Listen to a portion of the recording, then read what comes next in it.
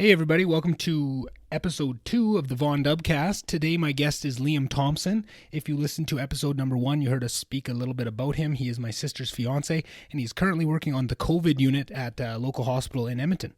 We discussed a multitude of different topics, obviously the COVID crisis and the COVID unit that he's working on, a little bit of breakdown of what that looks like, because I'm sure I was very interested, I'm sure many of you would be as well.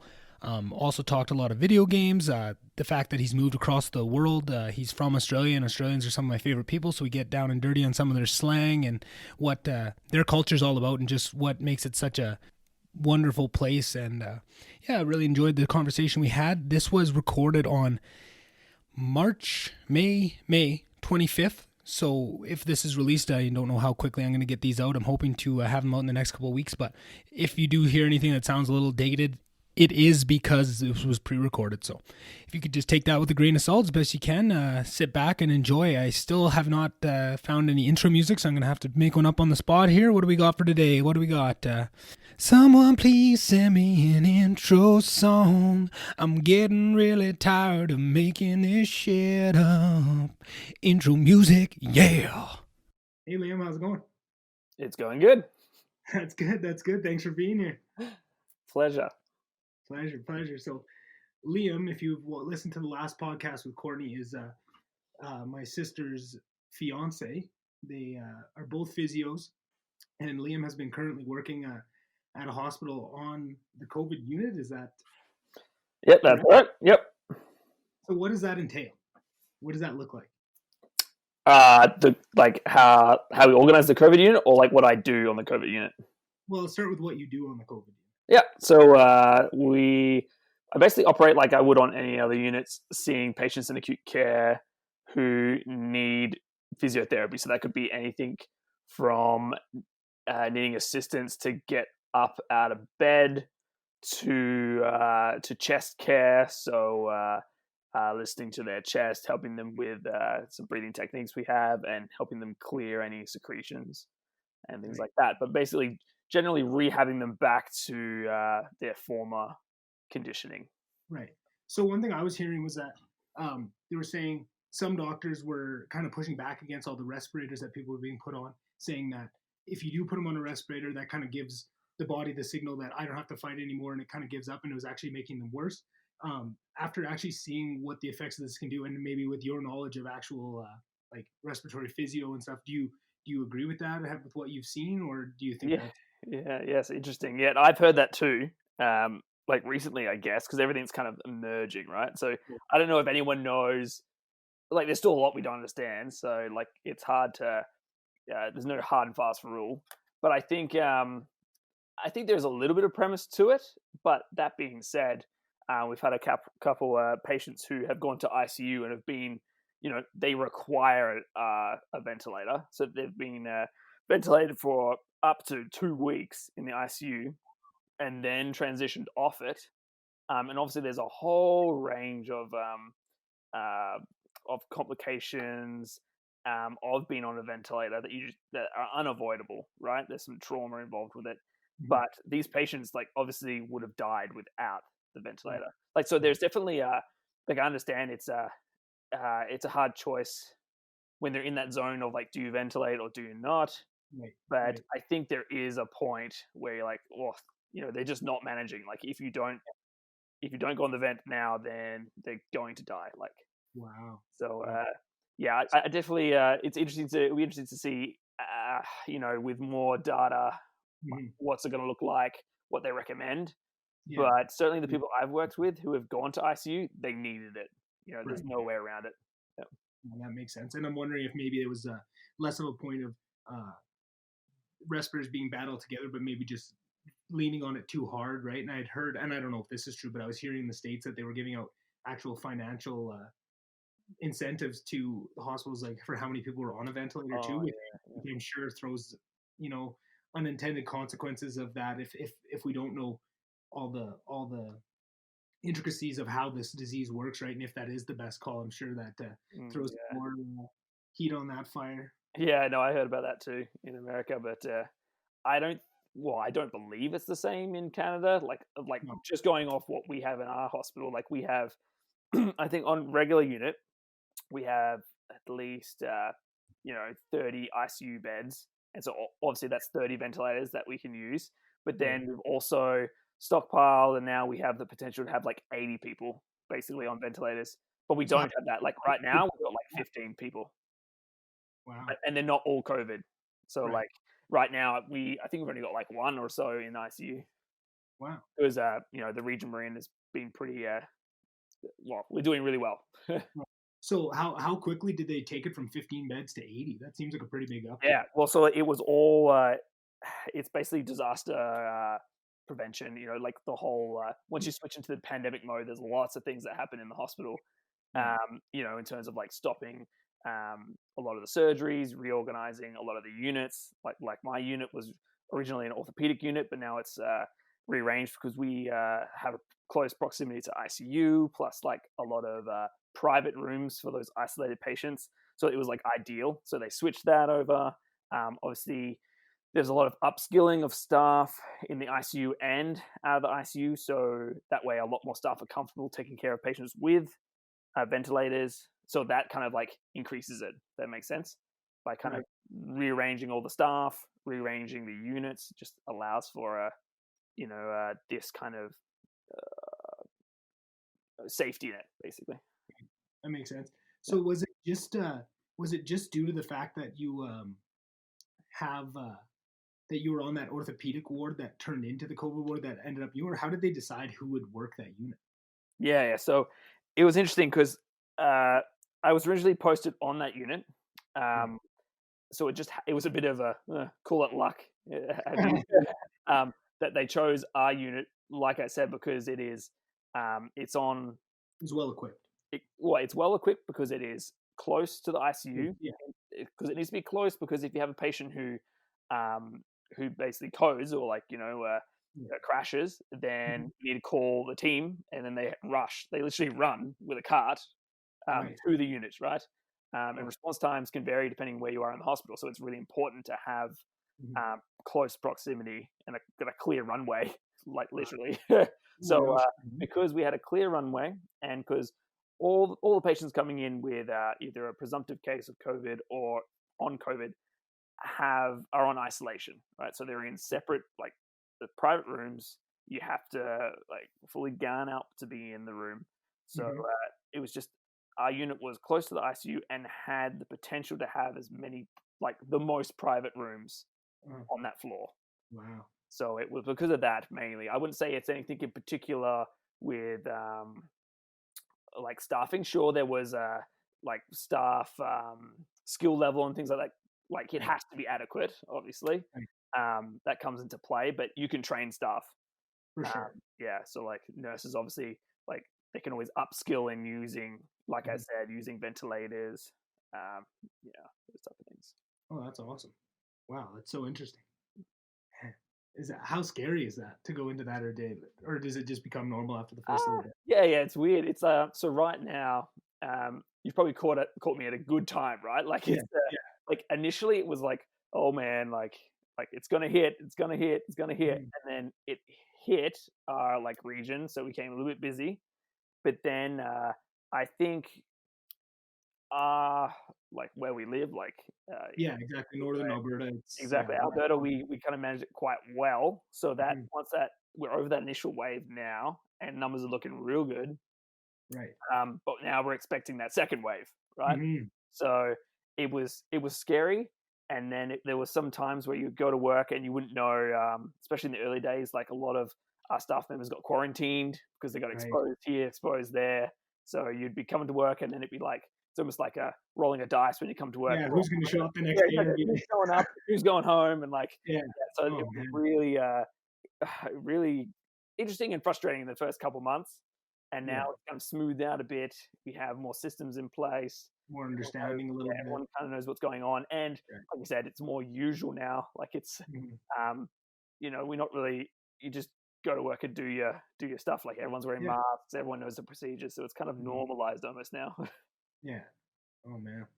So then my next topic would be, if people have already heard the first podcast with Courtney, they know that you guys have had to separate because Courtney is immunocompromised, and just wanted to ask you how have you been dealing with that? I know I got to talk to her, and I know how hard it is for her, but just how is that on top of all this, just the duty that has been thrust upon you? And I think we spoke to that, and I don't know if I've said it too, but extremely proud of what you're doing. You know, that to be able to go into that every day, and that's what people need, right? It's very very impressive. But then for taking all that fear and that uncertainty on yourself, how is that compiled with having to be separated from the person you love?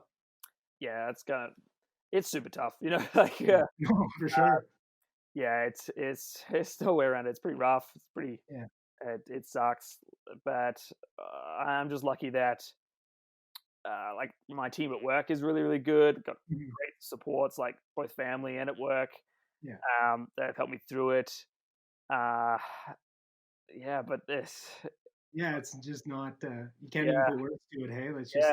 yeah. I was telling someone else the other day actually that the worst thing for me was not so much like isolation. Like I've done isolation before. Like Right. obviously moved across the world. Like haven't been.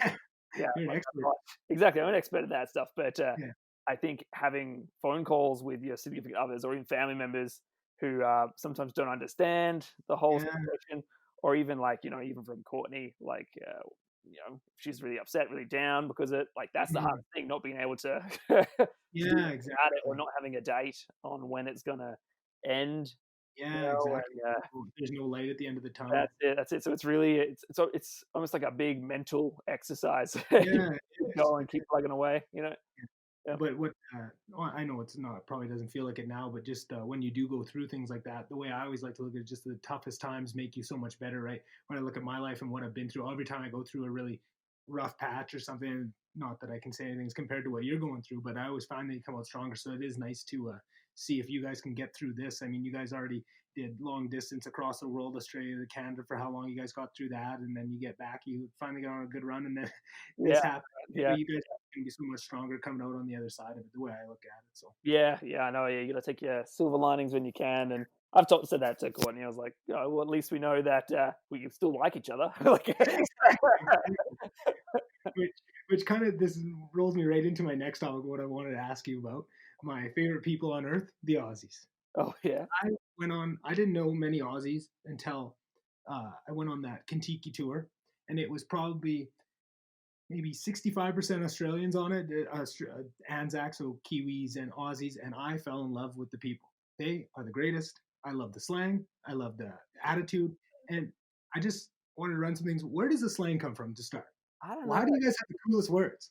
I Like, don't know. Like, obviously, like growing up there, it's just I've never yeah, thought you're about just, it you're before. just used to it. Oh man, I was soaking it in on that trip, talking to everybody, Yeah, taking it on slang. I sounded like an honorary yeah, Australian way out of it.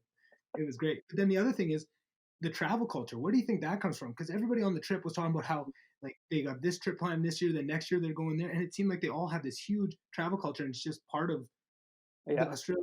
Where does that come from? Well, okay, so I reckon number one, I didn't realize this until I went on a couple trips myself, Right. that I didn't realize having 4 weeks of annual leave a year was special. Like Oh, that's our right. standard, right? So Yeah. everyone's like 4 weeks leave. Hell yeah! Like where are we going? Like like that's always the thing. And then Yeah. so like I was traveling, ran into Americans, and they're like 4 weeks. Oh my Yeah. god, we get 2 weeks. 2 weeks is pretty good. Like I was like, oh my gosh, like how do you No, go that's about life with 4 weeks? But Or so do you think it's just the time off, or do you think it's actually part of the culture? no, I think it's so like yeah, that's just the beginning. I think, but Uh, I think it's because Australia is like I'm not sure how much you know, but like it's very multicultural. Like there's just a huge smack of like everyone coming to Yeah, Australia. Like there's yeah, like especially in Perth, like where I'm from, right, there's a huge population of people coming from Asia, South Africa, things like that. So you're exposed to all these different people, right? right. So I've never even had a thought of not traveling. If that makes sense. Yeah, Like and to be honest, like coming from where I am, like it's cheaper to go overseas than it is to go to the other side yeah, of you're the country, right? So going to Indonesia, going to Asia, going to South Africa, and things like that's it's cheaper. yeah, no, for sure. Yeah. So yeah, So in I think it's the culture as well. Like I think yeah, traveling is not looked upon as a waste of time. Like right, I think It's more appreciated. in some cases it's like, oh yeah, like yeah, you graduate high school, go into university or something, or you go straight into an apprenticeship, and then Mhm. work from there. But now it's kind of like life experiences, like traveling. People don't look at you at like, oh, that's you're lazing about or something like that. Right. I feel like traveling is actually pretty essential to like become like a well-rounded individual. Anyway, Right. that's And my they, two cents on it. Anyway, yeah. yeah, no, for sure. And I'm sure there's a bunch of other things too that we're not even seeing that lead to that because it seemed so almost to a T. Everybody had that. And when you talk about, yeah, I mean, I'm sure the time off has something to do with it too. But another thing I noticed that I wonder if you've seen this as well. Maybe you're a little too biased to give a good solid opinion on this. But on the trip, I did two different Kentuckys on the same trip. One was through Europe, then the next one was through the Greek islands, which I guess is still Europe, but you know what I mean. Mhm. And on both trips, the Australians and the Canadians just would find each other, and we found like the just the cultures matched up so well that we wherever we went, it was always the Canadians and the Aussies, and we just did you notice that as well? And now that you've been in Canada for a little bit and have experience of both sides, what do you think that is that brings that together? What is so similar? I 100% noticed that, and Yeah, it's super. I found it super strange because like I've done a fair amount of traveling, right? And then it right. wasn't till I met Courtney, and then I came over the first time to visit Canada, and I remember having this thought when I was leaving Canada for the first time, being like, you know what? Like I always think about my trip when I'm leaving, and like what was the good things, what the bad things, Yeah, and would I live there? And like to be honest, all the places I've been, as amazing as they have been, there's never been a place I'm like, oh yeah, I could definitely live here. But leaving Canada, I was like, yeah, I could definitely live here. Like it feels yeah. same Even vibe. with the cold. It's cold, but it's same vibe. Yeah, exactly. Same vibe, Yeah, different way. yeah. Yeah, So it's interesting. I just think socially, so many similarities between like Australians and Canadians. yeah. Right? Obviously, different slang, different references and everything. But I don't know. It just something that just clicks. Yeah. Yeah, no, and I felt the exact same thing, and to this day, I love Australians. Every time I hear that accent now, I just get so excited, and I think it's so funny that for 23 years of my life, or however old I was, I knew not much. All of that Australia was to me at that point was like kangaroos. Like Yeah. you just know nothing of the culture, and you don't realize what a giant wealth of connection is right there, right? And just these people that you love is right there. And I just think that's what's so important about traveling is to see that it just makes me almost sick to my stomach to think of if I wouldn't have gone on that trip and had those connections, there'd be this whole area that I'd be ignorant to, right? And Oh, it's just uh, it yeah. just throws the spotlight on the importance of traveling. I think that's so nice that Australia as a whole has that emphasis and they respect and value that time of traveling. I think that will, in the long run, really help move them forward in comparison to some countries that don't have that. Yeah. No, absolutely. Yeah. No, I feel like just to, like after you say something, that you put it together perfectly there, and I'm just going to say that like before I met Courtney, number one, I had never met like I never met well I met like one other Canadian in Perth, Right. but I didn't really notice that they were Canadian, if that makes sense. So when I first met Courtney, I thought she was American, which was Yeah. terrible. And No then offense. my only exposure to Canadians was like South Park, basically. Like obviously, like learning more about it, I'm like, wow, like. But I think that's They- so common, until you actually talk to someone from somewhere else. oh, that's It's so funny. important. So one thing that I was thinking, and that I noticed from watching you, and I never put together, is I've always loved my video games, as do you, and but I've always kind of never really looked at some of the benefits that I didn't realize. But the connection you can get when you're playing video games with someone versus just a call or a FaceTime is so much different. And I noticed that that's one of the things that you do to connect with lots of your friends from home is you hop online, you play those video games, and that connection deepens. And I was just got me thinking. I wonder if there's other areas that you can use that to. Like when soldiers are overseas and stuff. I wonder if there's or other types of force separation. Even look at what we're in right now with this Mhm. isolation. I wonder if we haven't fully taken advantage of what video games can bring in a bringing people together kind of sense, Yeah. right? I was thinking that the other day, and that I guess that's not really a question or anything, but Yeah, no, but just like, well, I completely agree. Like I've said this multiple times. Like, yeah, that Yeah, I don't know where I would be like headspace wise if I didn't have that connection, right? Yeah, I'm still like I say to Cody every day, like, oh, like I feel like I'm slipping away from you know these people or something like that because it's hard to stay connected, right? Because of the distance, it just happens difference. naturally. But yeah, like video games, especially for me anyway, is the avenue that I stay connected with most Yeah, of my friends. Yeah, so I think it's fantastic. And then I think about just like this pandemic and mhm, how like well for me personally I had no idea that Zoom existed. Like obviously I've used yeah, multiple video software before, but then like Zoom comes out, so that gives you a yeah, little bit of an insight on like how like technology can help bring everyone together, and I feel yeah, like exactly. kind of done that. Yeah, I And mean, I feel like yeah, video games still have that stigma of just kind of like bouncing back to what you said about how Australia values traveling and doesn't view it as a waste of time. I feel like so much of the world still views video games as a waste of time, and that's obviously changing very quickly. But I think there's so many areas that stigma is holding it back, right? From connecting people across continents, from getting it into the classroom, getting into all these things. You think of all these the world is a free marketplace of entertainment at the moment. You know what I mean? People can watch a movie, they can go on YouTube, they can do all these things, they can play video games, and video games are growing and growing and growing, right? And they are getting to that point. And I think people are just the free marketplace is showing where if given the choice, lots and lots of people will go to video games, right? But where we see these things like TV and stuff being formed into a classroom, right? They make educational movies and make all these things. It seems like that stigma is really holding it back from going into other areas, right? Like, I mean, I guess maybe military, they're starting to do some like virtual reality training and stuff, and they have yeah. that sort of thing. But other than that, I feel like it's just still a really untapped market. You know what I'm saying? Oh yeah, like, I know. I go on and on with Courtney about this. Like, Yeah, it was just the other day I was telling you, like, when I was in high school, it was like I was obviously like I was always all about video games, always playing them, yeah, even in high school. But then, like in high school, when I was in high school, it wasn't like the cool thing, obviously. And then now it's like completely different. Like gamer slang is like everyone says it. It's yeah. like oh my god, like you can see the leaps it's taken, and now esports is like a huge thing, and like Don't- esports is just gonna like I feel like esports is just gonna keep going until It's it's getting. completely mainstream. Like, oh I tried to convince my dad Ingo probably 4 or 5 years ago to try and buy an LCS team, which is for people who don't know, it's one of the most popular esports in the world, League of Legends.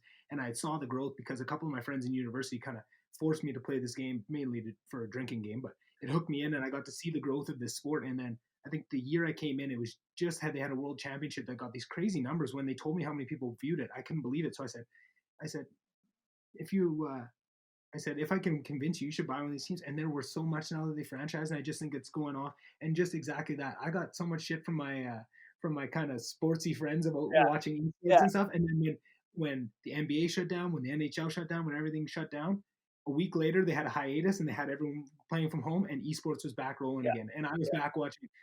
I'm amazed by the hole that sports has left for me personally, and just in talking with people. Like if at the very start of this pandemic, when everything was just starting to lock down, if I had to rank what I thought would be the things that I missed the most, and like kind of, I would have, I love sports and it means a lot to me, but I probably wouldn't have ranked it as high as I would have, right? Mm, That every, just having something to look forward to, getting that excitement up, like it was yeah, wild. And I was so thankful that I had esports, right? Because my friends that mainly made fun, I was just texting like, oh, just enjoying my sports fix right now, right? It's not exactly the same, but I just think people are so missing the boat on that, and not just financially, but just for enjoyment's sake, right? It's just what other sport has that much? You look at a game of hockey, and it's different every game, right? You're never going to have the same set of outcomes because of just the amount of what's variability to it. But mhm, mhm. it's not even in the same conversation when you look at esports and what they can do with changing it so it doesn't get old.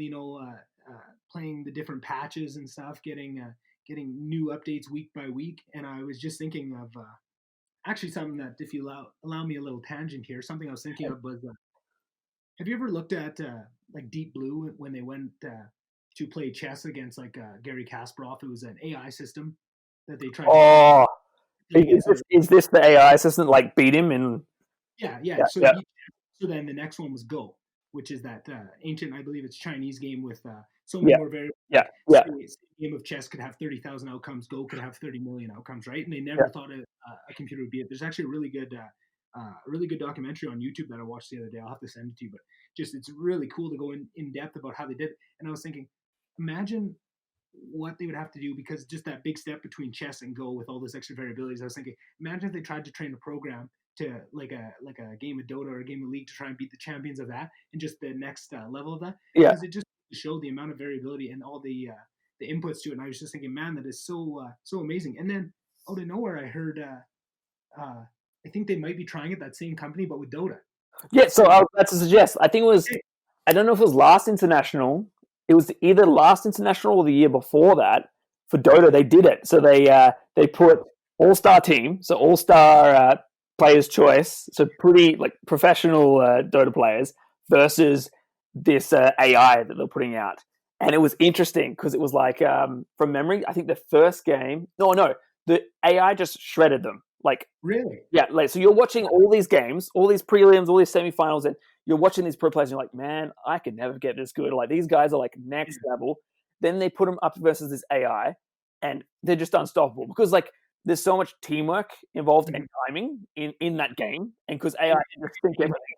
The only thing where chess, you don't anything where you actually have to have some skill. When a computer does it, it takes away the human reaction time. Exactly, Right? yeah. So no one can beat this except they I think they went like 4 games without a win, and then they eventually beat them like once or whatever. But I was like, whoa, like because like you know in most games you play some computer stuff and they're pretty trash, you know, like they're never as good as a real player. But then these guys, I was like, oh my god, like Amazing to see how far, but just like to watch the steps that AI is making too, but just not even just in video games and trying to replicate that. But it's just so amazing to watch those leaps they can take. And I couldn't believe just the cultural phenomenon it was watching that documentary on Go. There was like like hundreds of thousands of people watching. It was like a cultural event to see if it was. And I also think I just was more so misunderstanding the importance of Go to the culture. I think it's actually South Korea. I think it may be. I think it's a Chinese game, but South Korea is the one that really champions it and teaches it in their schools, and that's like their national sport almost. And it was just it was like a cultural event when they had that. And when he lost that first game, you could see it on people's faces. They were like distraught with this, right? They never thought that Go would ever be beaten, right? And to see their grand champion taken down, it was just like they were awestruck, right? yeah, It was so interesting to watch that and listen to. yeah. Yeah. So, what else? What else? So, on the same topic of video games, I need some help. So, I want to get a computer, and I need you to convince me to not just be lazy and go out and buy one and to build one. What are the benefits that I get to build a computer over? Out of like obviously bit of a geek, so I'm kind of biased, but out of the things I've done, this sounds a little extreme, but not really. Like I like it is like high stakes Lego, and like I had forgotten how fun Lego was until I built my last computer. Because I built computers before, but I put some spin on this. Like I wanted to build like a smaller, basically a smaller computer. It's kind of harder. Like it's like big fingers trying to get little things and stuff in. But anyway, but yeah, like just building that again. Oh, it was so much fun. You know, it literally felt like Lego, but if you stuff it up, you know you're going to be like, it's going to cost you a lot of money. But that being said, you watch there's heaps of stuff on YouTube. You watch it's pretty, idiot proof if you kind of have a common sense and take your time to watch the videos. But then the sense of accomplishment when you've like put it all together and you've troubleshooted a whole lot of things, and then it works, you're like, wow. And like I think it's more. I've always been fascinated with cars as well and like how they work. But then there's been tons of times where you're driving your car and you're like, how does this thing actually work? You know, like I'm pushing the pedal and stuff happening. Like I know fuel is burning, but like what is actually going on, right? And that's the same thing with the computer. Like now that I've built my computer, it's like I know exactly kind of what's going on. Like like I know what parts are going wrong. If I have an issue, I kind of know where to look. I was just watching. I watched a video yesterday. I've been down a rabbit hole of, Adam Savage from Yeah, MythBusters. yeah, He yeah, has a YouTube channel, and he just puts out these videos because he was a maker first, right? He worked on all the Star Wars movies and like the CGI. He worked at Industrial Light and Magic, and he's just an incredibly brilliant guy. But he always just puts these little projects of builds he wants to do. And one, he was talking about Lego. He just reorganized his Lego this week into all these giant bins because he has like thousands of them. So I was thinking, oh man, because I was already I was already on a big Lego kick and wanted looking up Legos because I yeah. wanted to play. But yeah, he was. What was he doing? He took apart the key chuck on his lathe for no other reason, pretty much just to clean it. But he was saying he just wanted to take it apart to see all the intricacies of the inner workings so that he understands how it works. He said he wants to take apart every tool in his shop, like you said, so that if something goes wrong or something isn't acting right, you visualized, you have that in your head of what it looks like inside, right? And Yeah. I was just thinking, man, that's such a cool. It's such a cool idea that can be put to all these other things, right? Like whether it's a computer, whether it's a car. As soon as you get to strip it down and see the inner workings, you have such a better understanding of the thing itself, right? Exactly right. And some Yeah. people might find it intimidating, which it is. Absolutely, every new thing is intimidating, but you don't need to understand all of it. Like, Yeah. I don't need to understand every little piece of my motherboard, like each Mhm. circuit that's going here, there, right? It's like it's enough to know that your motherboard is like is the mother of the computer, right? You plug all your other components basically into it, and it serves this purpose, right? And then you just kind of build from that. It's I find that really really helpful.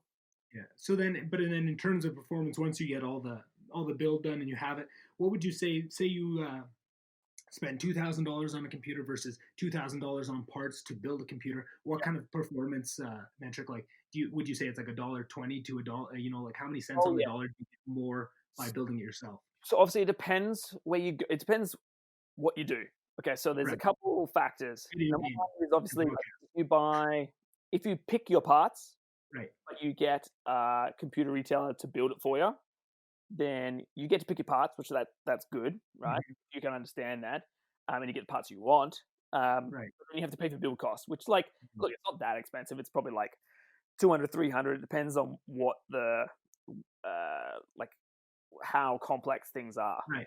Right. 200, Makes 300 sense. bucks, right?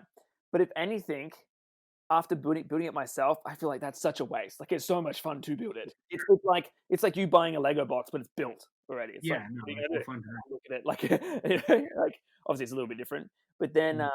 the other option that's super popular, obviously, is that these computer shops just pre-build things, right? And some of these pre-built computers are awesome, right? They're awesome, and they normally come with advertisements for a specific purpose, right? So like you might have a different computer for editing, filming, and that because it's different requirements, right? Versus Right. a computer for gaming. Um, so you're kind of it for those packages, we'll call them. Like it's different because you don't get to choose what goes into it, right? So you kind of need to either trust what's in there, like trust like that it's going to work if you don't know anything about Right. it, right? Right. And that it will fit that desired purpose. But Mhm. when you're building your own computer, like yes, it takes some time to research what you want, learn a bit about it, but you design it for the purpose you want. So I knew that I wanted a gaming computer. I wanted it to last this long. I didn't want it to be, uh, there's other factors in it. Like you don't want it to be. In my case, I didn't want it to be stellar, like top of the line, because those prices for those components are just exorbitant. It's like any Yeah. industry. If you get a Ferrari, it's going to be like the markup is crazy. But if you get like, oh, I don't know, like a BMW Same. or something like that, Yeah. it's Yeah. like a little less. It's still Yeah. crazy good, but not that. Right. It's still Makes sense. cool things, but yeah. So it's that you learn way more by choosing your components, and then it fits your purpose. Right. Yeah, exactly. And then it's custom built for what you want it for, Yeah, right? yeah, And that's what I've been thinking. I was, I think you had me convinced to build a computer, and then now I'm hearing because what I want to do is get rid of all my consoles and just go to for any gaming I do just do it on a computer, right? Not have to mess around with that. But now they're saying that the new PlayStation is going to be like 10,000 times faster than the old one, and stuff. I'm just trying to suck me back in that route, but I know better. I know I just got to invest in a computer, and then I don't have to buy a new console every yeah, 4 years yeah, like a sucker. yeah. So yeah, no, I just need a little bit more convincing to push me back down Yeah. that road. I'm getting sucked back to the dark side. It's you know what it's it's funny because like I've been like I'm kind of been like transitioning back into like living with Courtney, right? So I don't have my computer here, but just so I'm missing it, but I've also got my Switch with me. Like that's pretty good. Like Yeah. casual kind of stuff. But then like What an impressive piece of technology. I I feel like know, right? Like the Switch is what everybody thought was gonna come in like I don't know what year, like maybe like 2008. Like I feel like everyone was blown away. I think it was around the time of the PlayStation 2. Yeah. If you'll come on a trip down memory lane with me, there was a certain thing that came for the PS2 that I saw people have, but I think I asked for it, but it was too expensive. I don't know. It was those, you know, when you're a kid, there's always those toys that you see. And it was this screen attachment that plugged into the wall and hooked onto your PS2, so it would flip open. So you just have your PlayStation 2 if you have power, and you can just play it on it, right? Which amazing to this day. Still, if I had that for like my PlayStation 4, that'd be cool. You could just take it's like a portable. And ever since then, it seemed like okay, well if they can do that, the next step is they're just going to put a giant screen on this thing, and I'm going to be able to walk around with it. And then like 15 years went by before they finally came up with the Nintendo Switch, which actually was what we all thought we were going to get years and years ago.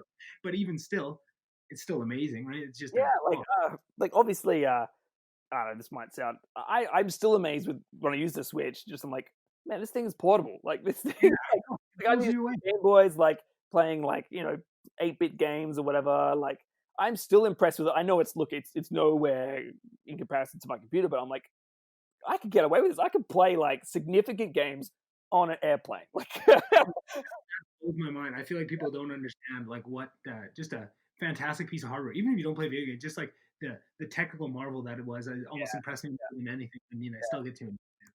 What I was going to say though is that like I've been here away from my computer. I'm like, oh yeah, like life's pretty good or whatever. But then I went back home to do some stuff, like check emails and things. Just checking emails on my computer, just sitting down, like chair and using my computer. Oh man, and it's so nice, so good. Like I feel like you almost need to go to a place to try a PC that you want to try build. Does that makes sense? Like if you want a gaming PC, you need to go try gaming PCs and see how that feels. Because if you don't get that buzz, you don't notice the difference between that and console, then you might as well just get a console. Like it's you're right. You're right. Nothing, that's fine. Like people like different things, but like definitely, I have a friend who's always been console, and I eventually convinced him to make a computer, and we did it. And he's like, mine was blown, basically. Like, it's a whole new world. Yeah, he's like, what have I been doing? Saw the error of his ways. Well, that should be me soon. I was 100% convinced. I even ordered this desk that I'm sitting at right now and set this room up because that was gonna be my big purchase. I was gonna buy this desk, get this room set up, build a computer, get this set up, make this a gaming room. But then I realized that I needed to stop putting this podcast off, and I decided to not spend all that money on a computer and just spend it on a bunch of expensive podcasting equipment so I couldn't pussy out again and just force myself into this. So now I have the desk and the setup. So eventually, but I mean, I'm really loving just this setup. Just throwing my laptop on this, just having my own office is so nice. I just love it already. Yeah. But I think the next step is getting the good computer in here. Wait till you try edit videos, and then you'll need exactly. Computer and like.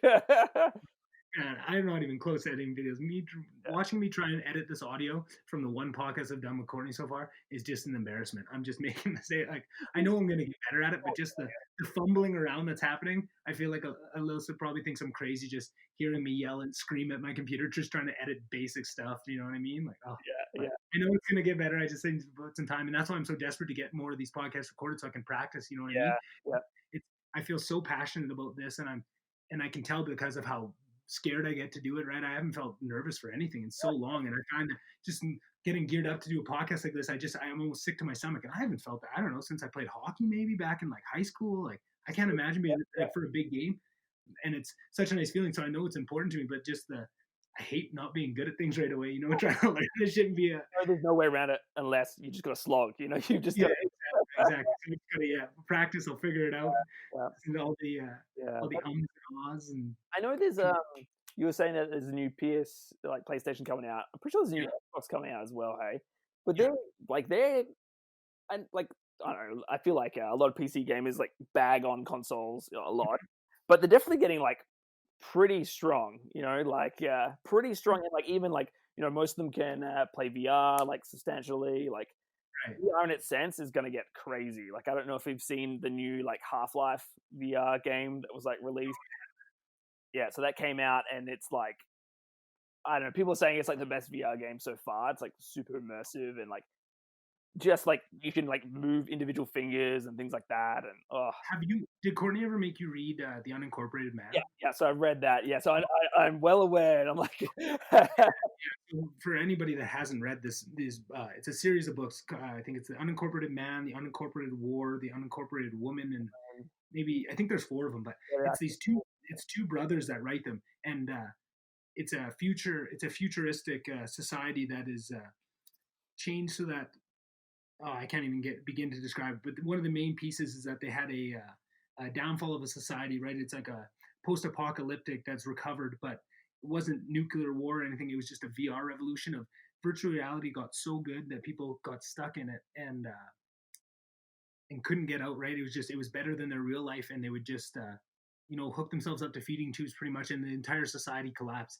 And what me and Courtney talked about being so amazing about those books, and definitely both, I've already got both those authors, the 2 brothers, on my podcast list eventually. If I can ever build this to a point, I want to have them on, because we were so blown away by the science in these books. yeah, Like they would be huge leaps of like these nanotechnologies, but everything was broken down in detail of how this science should work, and it seemed like, oh yeah, if we can get there, that makes sense, right? It was just meticulous in how this all works, and how these nanobots go into your body, and how all the furniture is made out of it so you can change, and all these, like you talk about the VR revolution, just it was so well. I was amazed by these books, but now ever since then I've been terrified of what VR is going to do to us, because it would seem the way they do it in the books, it seems almost like an eventuality. exactly. It seems possible, right? And I feel like that's good writing there. And have you ever heard of the Fermi paradox? No, I don't think so. The Fermi paradox is a theorem or something. I don't know what it is. It's a paradox of why there isn't aliens contacting us, I guess. And it's like, if society gets to a certain point, they either collapse or they find something else to go into. Like it's a certain rationale that makes it why kind of talks about why we're the only thing in the universe we haven't been contacted, right? Because if a society gets to the point, before they can get to the point for intergalactic travel, they either blow themselves up, fall into something. Like there's a couple of different possibilities.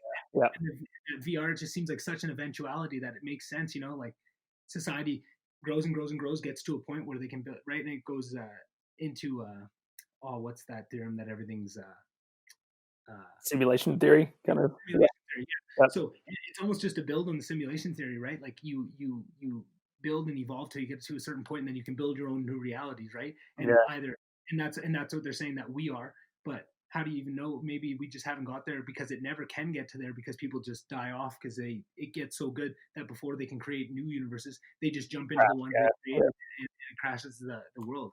And kind of a dark way to look at it, but I feel like I had the same attitude. Like, I haven't really delved into VR gaming like myself. I've only done it a couple times. And I've heard what on a podcast the other day talking about. They said the first version that came out, like the first Oculuses, were kind of rough, and it really took because VR was the next big thing for a couple of years there, and then it wasn't what we thought it was going to be, so it dropped off. But apparently they've taken huge leaps, but people aren't giving it the chance. But apparently it's amazing.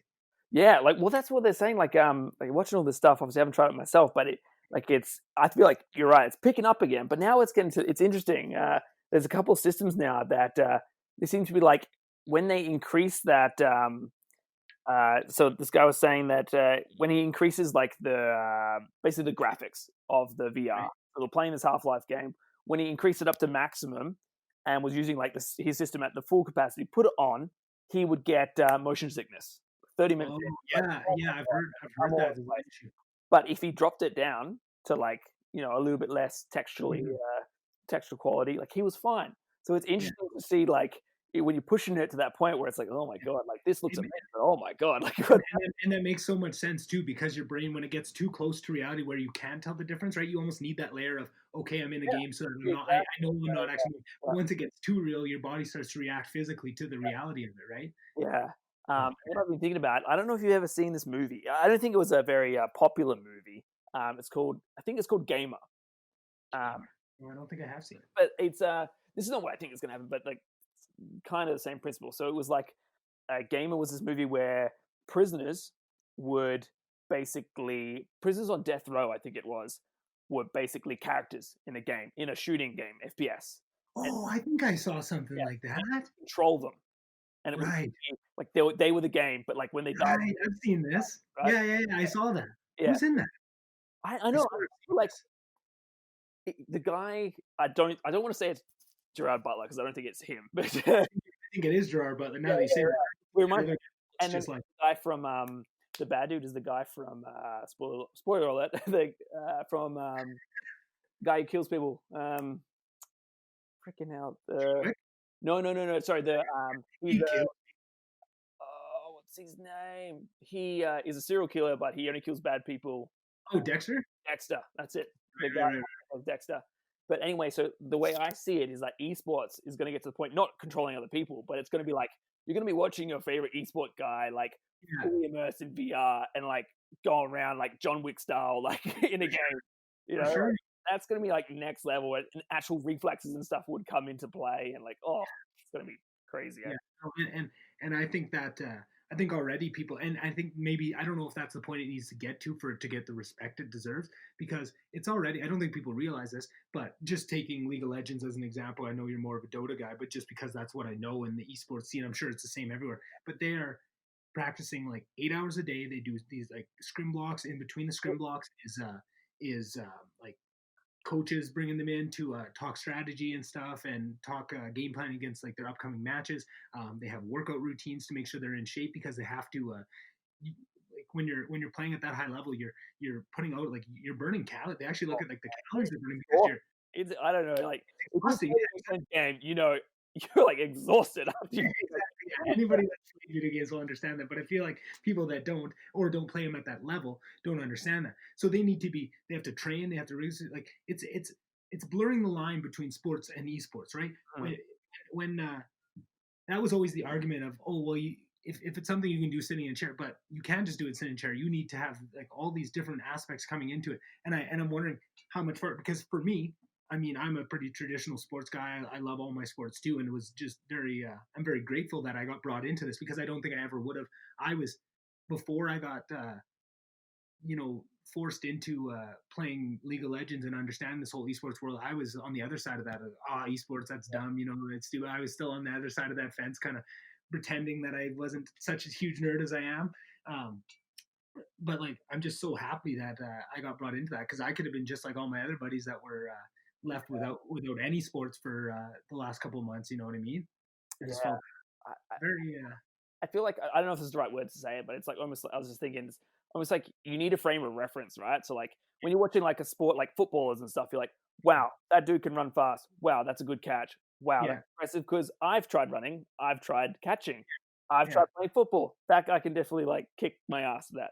Yeah. But if you've actually tried to play like a game, like if you see a game, you're like, oh, it's just a bunch of colorful lights and people doing some things and tapping some keyboard. But until you've tried to play that game, you're like, this is hard. Like this is and you nailed how good they are at it. Like it's and you nailed it on the head with that game, because I think the other thing is people have played video games before. I had played video games. I was, I loved my Call of Duty. I liked all my games. So how I got into League of Legends was in my second year of university. I lived in Lister, and the people on my floor, all the guys, would play League of Legends, right? And they all just happened coming in. They'd all played it before, and a couple of them just got hopped on because the other guys were playing it. But they played drinking league. So if you get a kill, you give a drink. If you die, you take a drink. And they were playing. So I just sit there in the room with them, watch them play, and I just pick a person and drink when they drink, gave drinks when they gave drinks. Anyway, so I'd be sitting there watching it, and I kind of got an understanding of, I kind of figured out what they're doing, thinking, if I ever download this game, I'm pretty good at video games. I'll figure it out. And then you try it, and it's like no video you've ever played. The learning curve is Mount Everest. It's like the mechanics of it don't make sense. How to walk is different. It was incredible, and it takes you have to do so many things at once. And then you see these professionals do it where I didn't even think it was humanly possible for the brain to process everything they're seeing and to make the, like, I feel like there's certain clips I can watch of what they're doing, but I don't think I could physically move my fingers fast enough to click the buttons in sequence, let alone like just to click all the buttons in that certain amount of time to do all the actions they did, let alone in the right order while keeping your mouse in the right spot to make sure that things are going off in the right direction. Like, people just have no understanding, and I don't know. That's the big I think that's the big barrier to it. Like, how do you bridge that gap of getting that understanding to people without playing, right? Because it's such a time investment. Because that's the other thing. Now I have all these friends that play console games from back home, and I've always wanted to like, how do you get them into a game like that? Because you almost have to tell them you're gonna have to invest 2 weeks of sucking and just getting your ass kicked at this, not knowing what You're you're not doing. gonna like it, yeah. And You're gonna hate it. And that was me when I pulled in. I was like, this is terrible. Like, I can't do anything out here. I would just have to play against the bots, and I'd still lose. Right? It's just like the little computers, like you said before, of just something to go out and practice. I couldn't even win that, which was amazing. And I still don't play. And what I think is amazing is I don't really play it as much anymore. I will watch the esports every once in a while. I'm not super as diehard into it anymore, but just for me just to have that basic understanding, now I can keep watching it when worlds come around or a big tournament or whatever. I can hop in and watch it and catch up enough because it does change constantly and they're adding new characters and the game is evolving with the players. But I can hop back in and after a couple games understand what's going on because I have the certain basics. But that's so nice. I feel like I have a whole nother sport that I can appreciate where people don't know what they're missing. But I just feel very lucky to have been brought into that, even if it was by such a weird turn of events. And I was I think what makes me so happy about it is I made fun of them so much. Like I was so dismissive of it at first. And this is a stupid little game. Why are we doing this? We should be drinking. Like why? Like there was all the girls on the floors partying in other rooms, and I'd be going back and forth with all the girls. And then these guys were sitting in this room like, you effing losers, what are you doing? And then cut 2 months later, and I'm in that room too up till 6 in the morning playing that. All my studies went to the bag, right? And that's the thing. It's such a good game, right? Like you can't compare the games you're releasing with something as in depth as those things as those kind of games. What is the name of like League and general? MOBAs? Yeah, MOBA. Yeah, I'd never played a MOBA or whatever, but like I didn't even realize I fancied myself a pretty nerdy video game kind of guy. I didn't even know that this whole lane existed until it was thrust upon me, right? Kind of unceremoniously. And I like to think that it's too popular of a game or of a genre that I wouldn't have eventually found it. But I don't know if I would because I was so dismissive and condescending to these nerds that were watching this stuff that I don't know if I ever would. And I'm just very thankful that happened that way, because I feel like, man, I'd be missing out on so much. Yeah, absolutely, yeah. And like not even to go into it too much, but like the level of teamwork that you need, it's like I would argue it is comparison to like any other sport I've ever played, like physically. Like it's nuts. Like if you stuff up, like your whole team gets wrecked, and like oh my god. If one person messes up, the whole thing's hooped. Yeah. Which is amazing to me that it's still so popular with that being. Like I can't imagine a more frustrating set of circumstances where you can be playing as well as you can be doing awesome, and you can still lose because someone else is. I think that the low lows of that make the high highs of when you are that person that is carrying the team, right? When you're putting it all on your back. It just I feel like it's so hard to find a game that can get you into those things, right? The stakes seem so much higher. Like it's such a and maybe it's part of the commitment to because it takes a little while to start the game because you have to queue in, right? You have to wait for people to match your game just like any other video game, but then you have to go through because there's I don't even know actually, roughly even maybe 100 different characters you can play, maybe 150, I don't know. But then you have to, not only do you have to know all these people, but just to get into a game you have to ban out the really strong ones that you don't want to play against. You have to pick with your team, right? They all work together, they all do different things. You have to sit there, work out who you want to play with, right? So you're really invested. You've invested probably 5-10 minutes just to get into a game.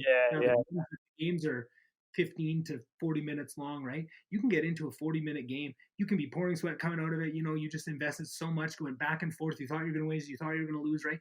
You don't see that with a game of Call of Duty or a game of Rocket League, any of those other very casual, right? Yeah.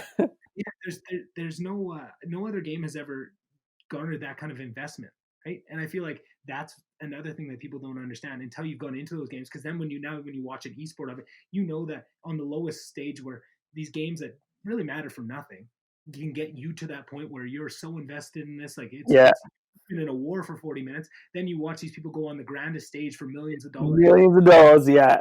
And you're freaking out. and it's just it's amazing to me, Mm. right? And yeah, no, it's wild. What? No, that's good stuff.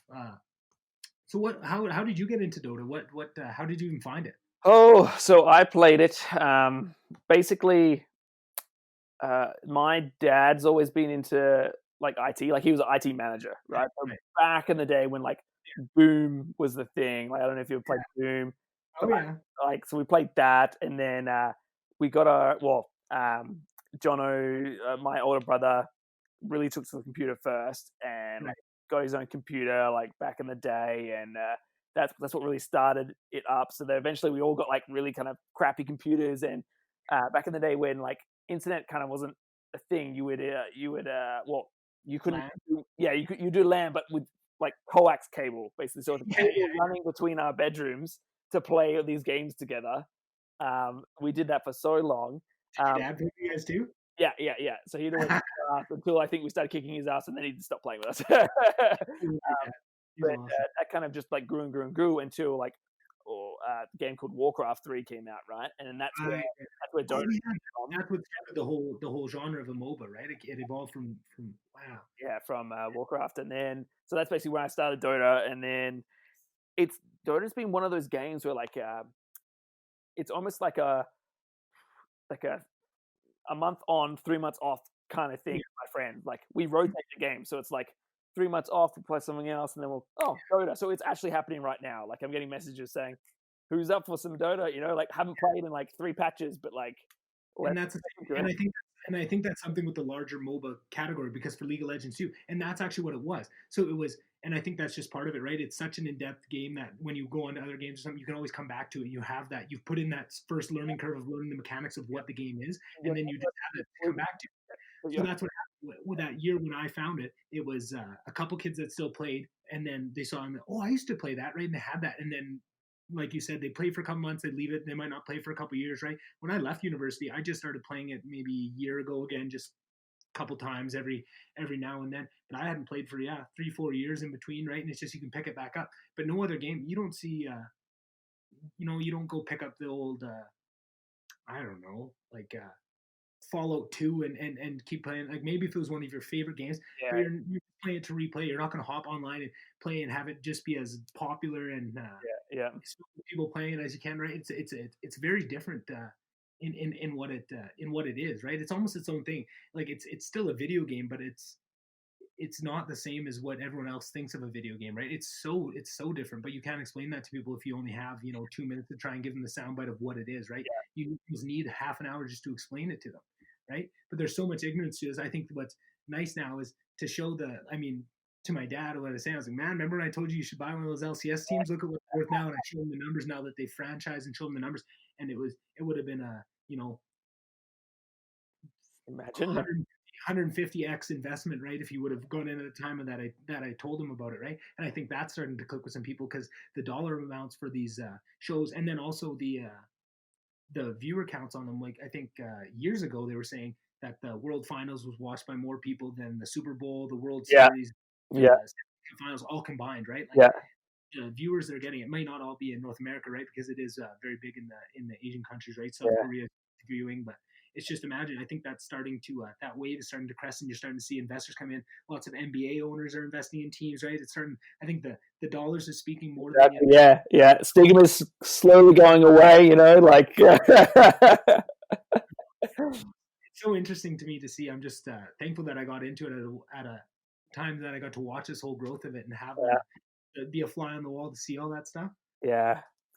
Oh, And but then, I've always thought that it's going to be interesting the next generation of gamers coming up though, because they're going to be so good, man. Like I can't beat some of these kids at like some of these shooter games, and like oh my god, like they're just well, obviously they play a lot, you know, like right. they've got more time playing than me, but geez, but like oh but that's the actual thing. Like when I play League of Legends, I think, and maybe this isn't true. Maybe I just haven't played enough to it. But the feeling I get is I could invest 10 hours a day every day, and I would never be able to do it. Like, it just doesn't seem physically possible. And I'm sure that's just amount of I've never tried it. And if you did, you would be leaps and bounds better. But then to watch these 14-year-old kids that are coming up that are doing these incredible things can always play right, and they have a. It's funny to watch because esports, you're not hindered by your body growing, right? You watch an NHL player, they say a good defenseman, you don't really see till maybe 26, 27 their full capabilities because it's a very physically demanding role and their body needs to grow into it. And you're seeing it younger and younger. But then you're seeing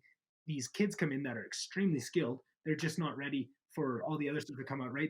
They're not ready to scrim 8 hours a day, be in a gaming house, have that pressure of the big stage and all that. So they cap it at 16. They don't let people in. But there's 14-year-olds that theoretically with their skill level could go in. It's just it's the mental things holding them back of so they put that 16 age limit on it. But I can't remember. It wasn't this year. I can't remember if it was last year because I don't really follow it too much. But there was like the World Cups of like Fortnite, right?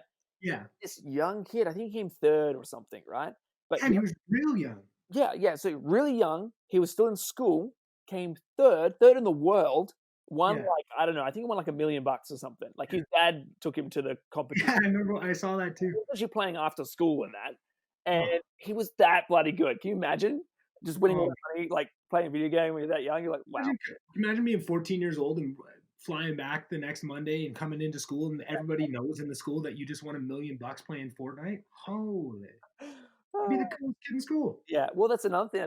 Like these are like esports celebrities now, right? Like that was never going to be a thing if you like ask someone like, I don't know, 15 years ago, 10 years ago, something like that, right? But now I feel like that's becoming a thing. Yeah, no, for sure. And now these players, at least in League of Legends, and maybe the same in Dota, but you see where they make say they make $1 million a year playing for a certain team, right?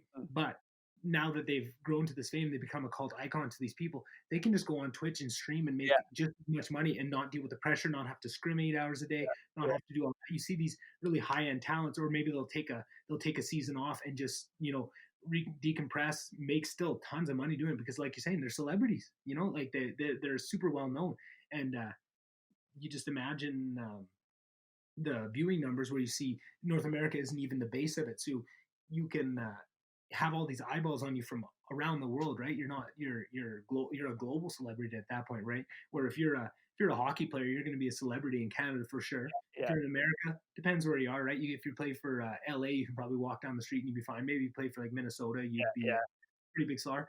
But these players can't go anywhere, right? They if they go over to Asia or Europe, it's wild. They're superstars. Yeah, it's amazing. But and it's cool to see in the power that it's giving them, right? But now the teams are trying to compete with that lucrative streaming stuff too. So now they have to pay the players way more too, and now they have to put restrictions on where people can try how many international players can you have, because for the longest time South Korea was all the best players, right? So they all come out of Korea. So then for a while North America had the most money to throw at their team, so they just throw these $1 million all these players that come in, and it didn't end up working because the language barrier, I think, was too much for lots of the teams to get over, right? It's like you said earlier, it takes so much coordination, teamwork, almost more than traditional sports, right? Everybody has to be on the same page.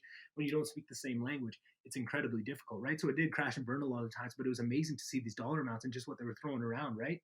Like, and for not only are the dollar amounts crazy, but for how young the sport is and how quickly it's growing, right? You see 40 years ago, $1 million contract was pretty high, and now it's standard, right? They're around like it's nothing. It's so amazing to me to watch that happen, and it's funny when at first it was kind of something that I wouldn't tell lots of people about it. If they found out I played League of Legends or a new League of Legends, I'd talk to them about it, but I wasn't shouting it from the rooftop by any means. I was kind of embarrassed by it, but now it's at that certain point that I just get to sit back and listen to people make fun of it, and you're just like, oh, you have no idea. Yeah. It's grown itself into this thing that it's undeniable at this point, right? Just the dollar amounts itself and the global phenomenon that's become, you can't really deny it. You can't just pawn it off as, oh, that's just some, kids in the basement not playing it. Yeah. Oh man, that's so amazing. That's awesome that your dad used to play Doom with you. Yeah. No, he's always been a bit of a fan, all about the computers, and same with like granddad, I guess. I guess it's something that was kind of passed down, I would say. That's awesome. My dad used to play a little bit of video games with me, but I was such a prick. I feel so bad about it now, thinking about it. So me and my dad used to do this one thing where we'd go down, we'd have like a game night where we'd go into the little hockey room, we'd shoot pucks for a bit, then we'd play a game of pool, then we'd go play NHL 2003 on the PlayStation 2. And I would not let him win. and I'd do these cheap little moves that I knew would score, and it was so unfair. Like looking back on it now, I should have just been, yeah. when you're a kid, it's the finally you can beat your dad because he whipped my ass at hockey and pool, and this is the time I could beat him. But the poor guy just is trying to connect with his kid, trying to be nice and I'm just not even letting him have a chance. I look back on it exactly. I'm just lighting him up with this one-timer move I knew scored every time, and he just gets so mad. But he still played with me. But so I was thinking, so your dad is quite the maker. I've been thinking about it lots actually with the rabbit hole I've been going down with Adam Savage and just the maker stuff. And I was just always so blown away with what your dad can make. He's made some cool stuff for gifts and Christmas gifts for us, and I was always blown away. Has that passed down to you at all? Do you have any of that maker in you that I could feel it coming out of you a little bit when you're talking about building the computers and like the high school, and I could see it there, and maybe a bit in cars. But does that ever creep up on you in any other aspects of life? It's interesting. I really love creative adventures, but I feel like I haven't found my outlet yet. I said that. Oh, like I could like build computers like day in day out as a hobby. I never want to do it as a. It's one of those things I don't want to do as a job because I feel like I'll lose the spark in that sense. But for sure, I do that all day, every day. But that's super expensive. It's kind of like do it once every couple of years because Apart from that, like I haven't really found anything that like I guess I could express it as much. Yeah. Okay. I just thought that was odd, just because it seems like such a part of him. A lot of that, and maybe it just got passed down in different ways, like you say with with computers and stuff. But that's awesome. Yeah, that's awesome. Oh man. So what other questions do I have before I let you go? Do I have to get you go? I'm always curious. So you have written an MCAT before. Yep. That seems like such a wild undertaking to me, just because it's so like I've done a lot of tests in my life, but I've never had to take a test that is so all encompassing. Yeah. What I don't even know. I'm trying to form this into a question. I have so many questions that I don't know how to put it to one. What is that experience like? Like, how do you even begin? Like, so kind of like I guess for people that don't know, the MCAT is the test that you take if you want to get into med school. So it's kind of an all-encompassing basics of medicine to make sure that you know at least the nuts and bolts of it to show that you can get in, right? And then you take that score, and when you apply to med schools, you how well you did on the MCAT reflects your chances of getting in. Yeah, roughly. It like just to summarize it real quick, it's like 4 sections. Each section is I think 2.5 hours long, and you get 10 minutes rest in between each station. So that's a long time to sit down. Like it's a marathon. It is a marathon, no doubt, because you got to sit down, sit it all, right? You can't get caught anywhere because if you sit and waste time on one thing, you have so much left to cover. The test does not stop, so you got to keep going, right? And it's really easy, as you can imagine. Anxiety just to think about it brings you back to university days. Panicking, and you're like panicking, and then you can't read correctly, and then it just snowballs. So it's a tough test, just endurance wise, to begin with, and that's just sitting down for that long and doing it, not the content. Now the content is like some next level stuff, like like sure, if you're like done it all at university level for, sure, it's not going to be too tough. It's still going to be tricky, but for the average person who's done some study, it's still bloody hard.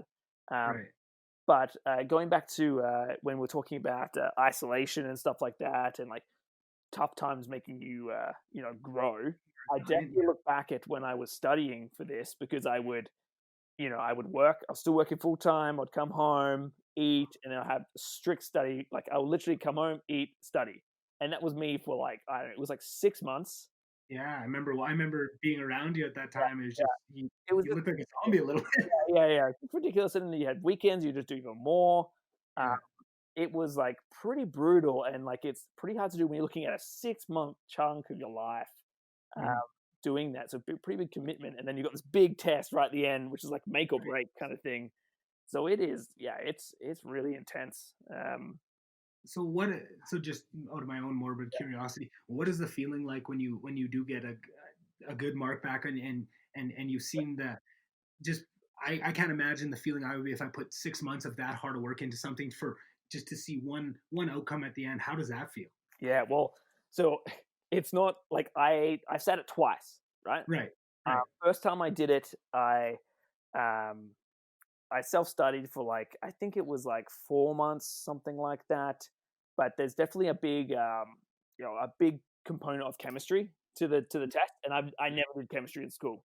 I was Mm, like kind I of see. teaching myself.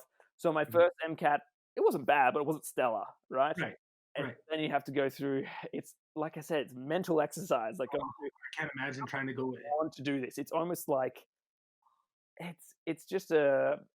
Uh, it's almost like a test. Like, how much do you want to be a doctor? How much do you Yeah, want? exactly, and I think that's what it is, You're not exactly. you're not meant to like this, but like, can you do Mhm.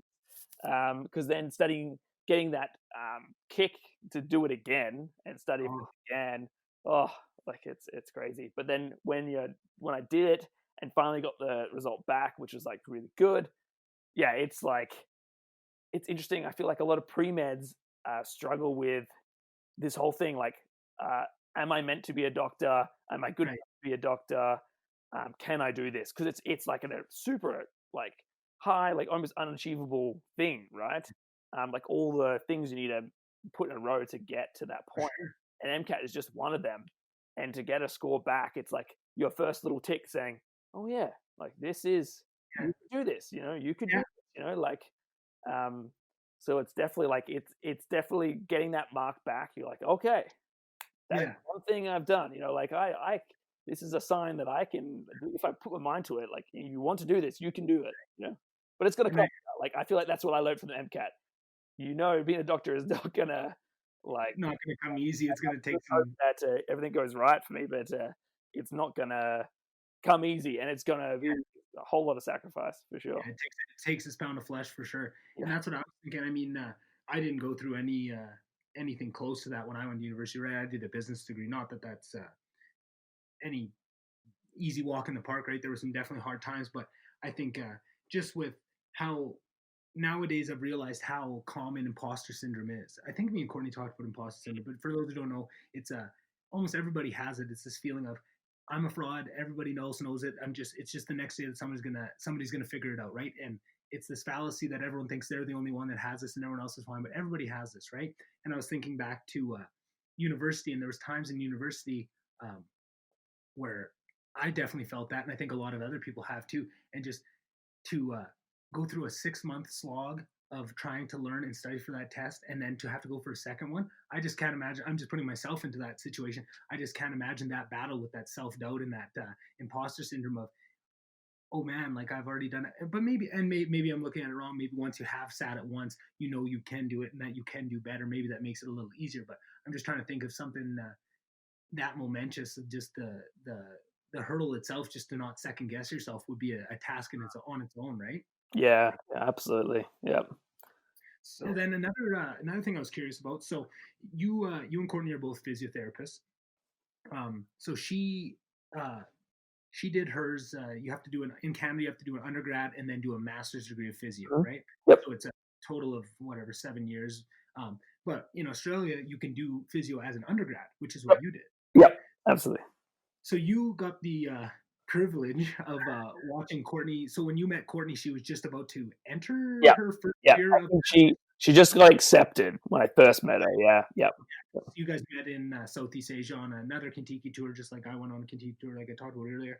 Um, and yeah, you guys so you got to watch her go through the entire master's program. Mhm. So, in your estimation, what do you think the pros and cons of both ways are of doing it as a master's versus doing it as an undergrad? And do you think one's better than the other, or do you think there's Yeah. Okay. So, like, I have my opinion, obviously. So, and this is going to be my opinion. Just just curious? going through, like, it's not just Courtney that like I'm basing this off. Like, I've had lots of interaction with all her friends and her tutors, um, some of which I work with, Mhm.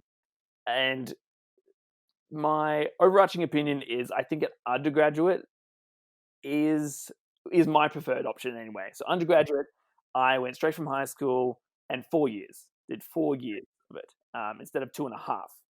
Now, the Mm, reason I think undergraduate is the way to go is because um, it's not like it's still fast paced. Like, it's not like you're slacking off or anything like that. You are busy the whole time, but everything's spread out. You've got more time to consolidate. It's not just like a sprint. That makes yeah. Whereas the master's degree, shoving 4 years of teaching into 2.5 is yeah, Yeah. when it's that meaty of a subject, right? You can do that. You can do that with with business. You could do that easily, right? That Yeah.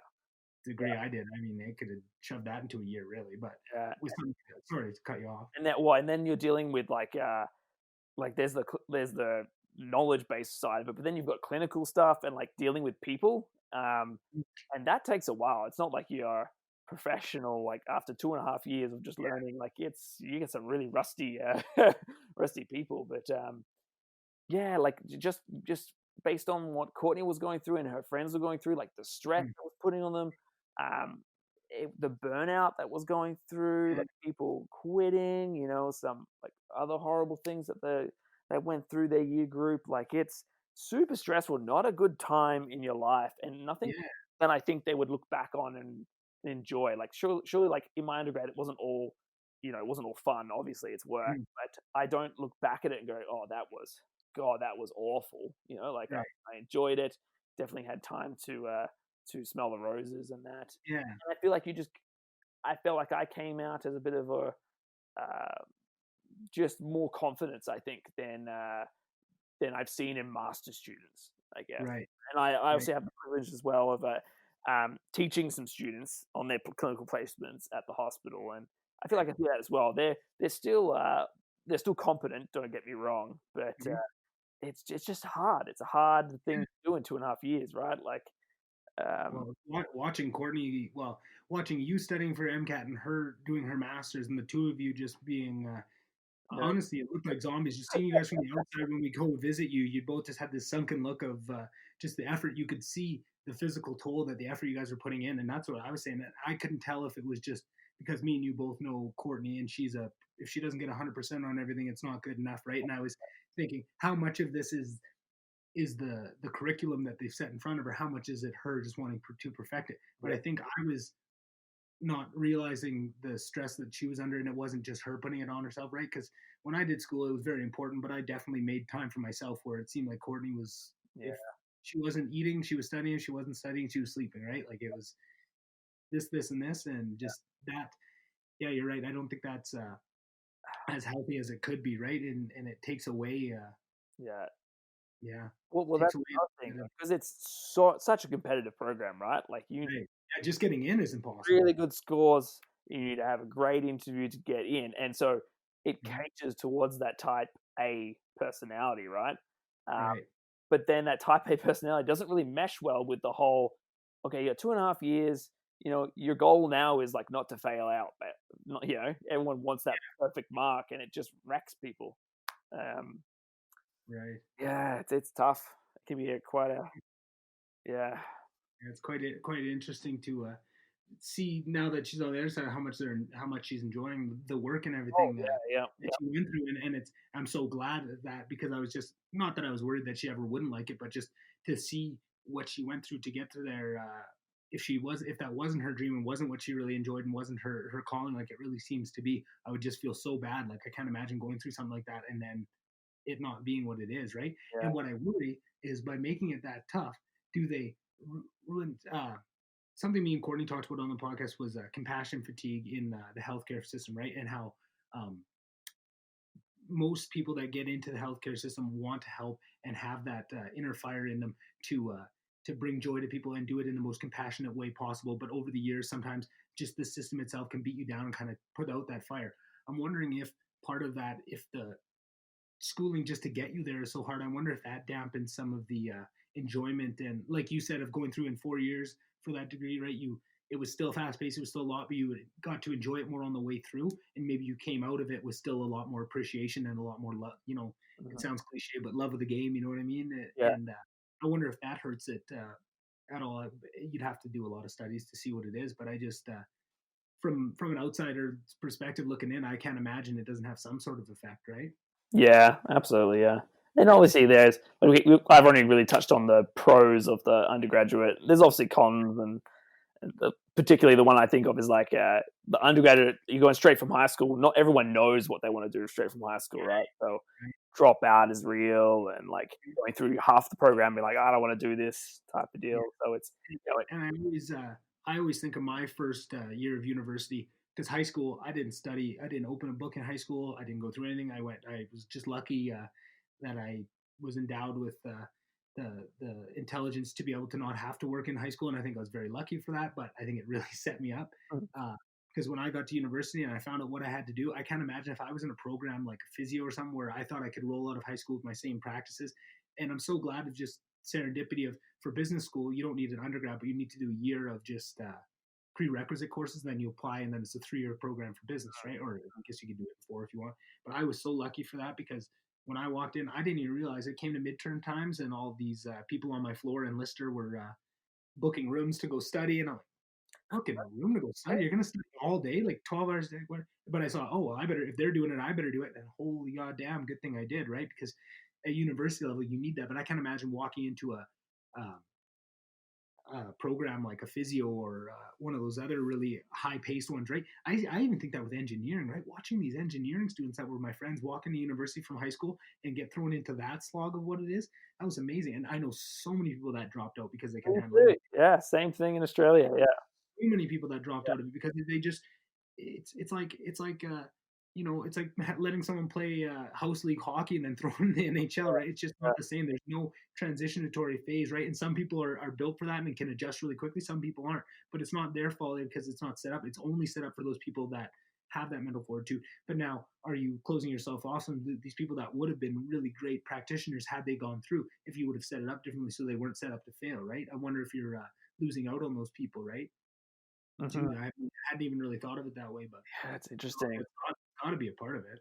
Yeah, no, Like, I remember. I actually remember this, like going from high school to uni. Like a lot of my friends were like, "Oh yeah, gonna be engineer, gonna be engineer, gonna be engineer," right? And the entrance level for engineer, depending on what engineer you want, was not very high. Like compared to physio, it was low. And I was like yeah, suspicious of that. It's like, oh, I've heard it's pretty hard though once you're in. And yeah, sure enough, everyone got in. Next month, nah, I'm out of here. Like oh man, most of them didn't go through with it, and yeah, because they just slam you, right? Like, oh, it's amazing. Like I remember just and not just first year, like every like first, second, third, and fourth. There's no breaks. I mean, I'm talking from an outsider's perspective, but all my friends, I have tons of friends that were engineers, um, and just to see the workload and what they were doing, and just like the projects they had to do, and oh, I just couldn't believe the workload that they had, right? Like, yeah, and then to watch them still enjoy it a little bit, right? Because there were lots of engineers I knew that were balancing that workload with a pretty healthy social life on top of it, right? And it's just like I am amazed by this. The only thing that blew my mind more than that was to watch these. There was kids that lived in Lister that would play on the football team for the school, so they'd get up in the morning, do a workout in the morning before class, go to class all day, go do another workout, come back, and still, go out at night with all their friends in Lister, play dodgeball, like the Lister stuff. I couldn't believe some of these student athletes, like the hours they were putting in, and talk about zombies of what you and Courtney look like going through that. That was the same thing, right? You'd see them in the morning and, oh, hey, heading to class. Yeah, but I've already been, I was up at 5 doing wind sprints in the gym. Holy Christ, how are you doing that? Like, I just was so blown away by the work ethic of some of these, and I guess that's what it takes to be, a varsity athlete like that, and to do those things, you have that drive in you. But man, like that's just a whole nother level. And yeah. then imagine some of these guys that are in, decently hard uh, majors and stuff, right? There's probably a couple engineers that are balancing all that balancing act that on top of sports. Man, just was quite eye opening to me when I thought I was having it tough doing my little degree, and these guys are doing it with all these extra things piled on top. Oh, Yeah. But I feel yeah. like it's very like people are very individualized though, like I could Mm, I really respect like engineers. I wish I had that kind of mindset. I just don't, like I can't me neither. deal with like doing equations and working out all that kind of stuff day in, day out, like I just wouldn't thrive under that. But some people just like that's their jam. Like, I was in business hoping to get away from math, but what I didn't know is I picked my major was natural resources and environment, and I thought, natural resource. We live in northern Alberta, oil and gas. This is the best one for me. What I didn't realize is it's pretty much an economics degree. Like the main basis of that major is all economics and high level economics. So I am doing math that I have no idea. I still to this day don't know how I passed those courses. If you ask me to do any of the math that was in that, I probably could figure it out if I had some books and could go back and read it. But like it was all just I need to learn this just enough to pass this test, and then yeah, this is all flying out of my brain. Like so much of it was so useless to me of just like trying to figure out spawn rates of salmon, like how much salmon you could take out of a system without hurting the life cycle and still be able to make it an economic venture without hurting the stock. It's just like, man, I don't need to know this. This is not what I thought I was getting into. I thought I was going to learn how to make money in the oil and gas industry and all this. I had all these big ideas at the time, but it just was not what I thought it was going to be. Yeah. So I have one last question that I wished I had asked Courtney, because I feel like it's a good question to ask a physio. But one thing that I think pisses Courtney off more than anything is I hurt myself a lot, and she always has stretches and things that I could do for my body that I don't listen to. If you could pick maybe 2 or 3 things that just everybody in the world could do, just to, if you had a microphone that would go to everybody in the world and you would have them hear what they could do, right? Is it stretching their IT bands? Is it this? Is it getting enough sleep? You have just, with your understanding of health and what is good for the body, with what you've seen so far in your 28 years, what would you say your top things that people should be doing that is not too hard? You could do it every day, but would actually make a really big impact on the world. I think, okay, good question. Yeah. Number one, if it's to everyone, you got to try and make it as general as possible. Right. I would say everyone needs to do some exercise, right? Sure. And Yeah. if you're completely unsure about the exercise, have no clue, never done it before in your life, then Google, talk to someone who does, even just walking, like walking Yeah, is for everyone. anything. And Just there's get moving. countless articles on exercise and benefits Yeah, of everything, right? for sure. But just doing something. Like some people are like, oh well, like I don't like running, or like I don't like sweating and being like, that doesn't matter. Don't care. Just go out and walk. Like start. And even if Yeah. I know what I heard, Liam, too, and not to cut you off, but they're talking about the benefits of sauna in replicating the Yeah. effects of Yeah. exercise. Even if you can't find it within yourself to do any sort of movement, if you sit in a sauna for 20 minutes every day, it's not going to be the same as exercising, but at least it will mimic some of those effects, and you can get some of the cardiovascular health and stuff that comes with exercise just from sitting in a room, right? Getting a little hot. I mean, that's at the point, if they're refusing to go for a walk, maybe they don't want to deal with the uncomfortableness of a hot sauna, but like, man, there's no excuses these days, right? Exactly. So it's Mhm. definitely do some sort of exercise, like don't beat yourself up about like not being the best at anything, right? Like everyone's got to start somewhere. Like what I'd love to see is like, you can see the people who are just starting out, who are like going out for a walk, trying to better themselves. And like everyone should be like, yep, that That's person is going for it.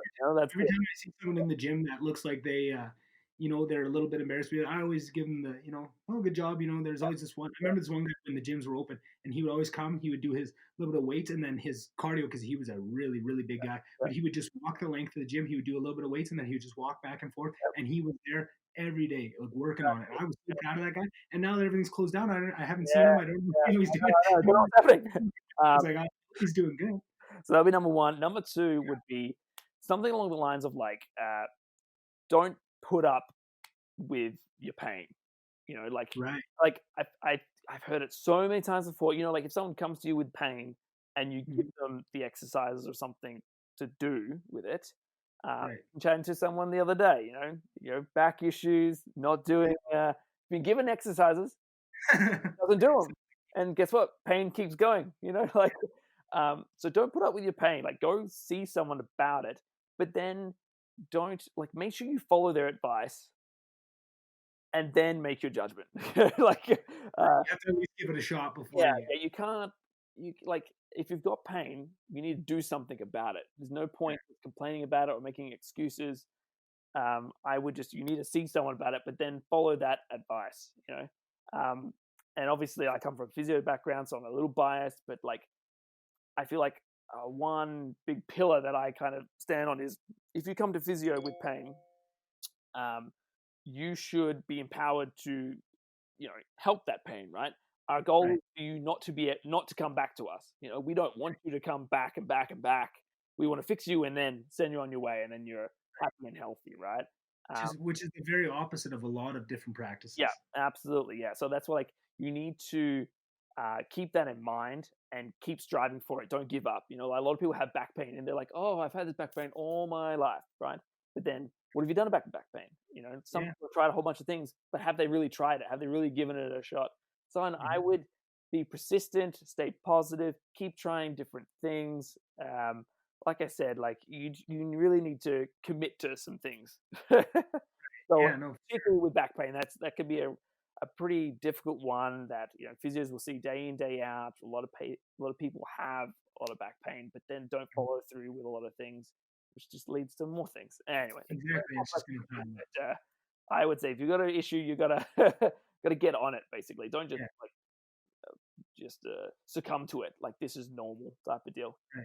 I'm trying to think of the third one. So we had some general exercise, some pain education. Third one. How about one stretch that everyone could do daily? What's the number one stretch that if someone's going to stretch one thing that they don't think of? Because Courtney always pulls these crazy things out. She goes, "Oh, you probably are tight here," and she pokes me somewhere, and I feel like I'm a sack of hammers sitting in the ground, right? And I don't even realize it's tight.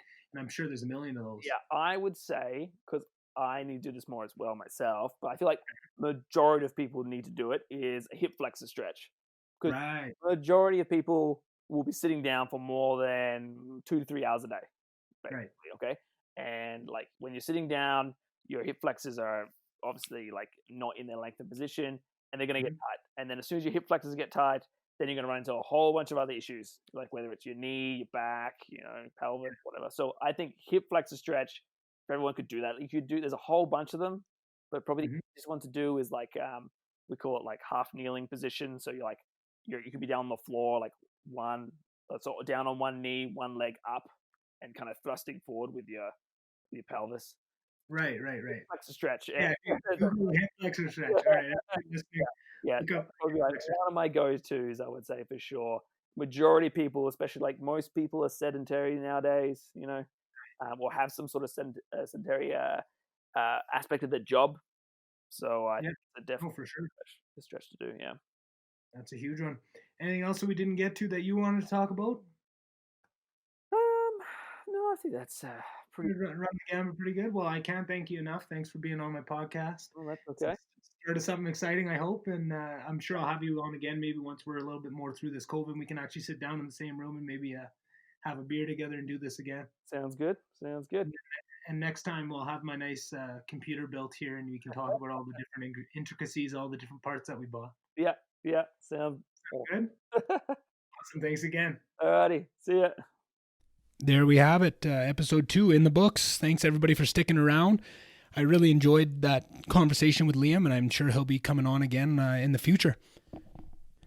Can't say thank you enough to all of you listeners that have stuck around this long.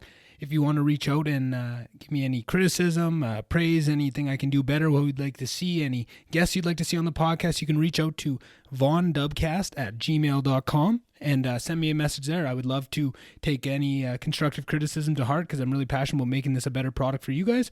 And I think, like I said before the first one, if you really don't like it, it's free. So, yeah, thank you one last time for sticking around with me. I can't wait to make this an even better experience and learn and go along this ride with you guys. Thank you so much. Talk to you later.